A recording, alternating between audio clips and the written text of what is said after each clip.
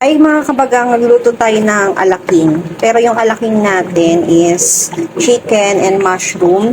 Nilagyan ko siya ng gumbo soup and then ng mushroom na nor na soup din. Ayan.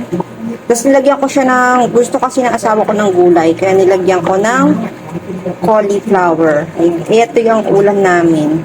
Ayan. Gumbo soup.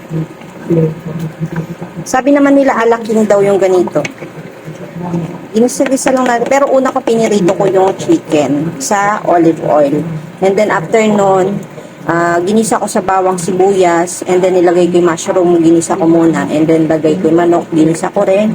And then nilagay ko yung gumbo soup. And then yung mushroom soup na nor. Ayan. Baka naman nor. Kabagang luto na. Kain po tayo. Thank you, Lord, sa biyayang pagkain.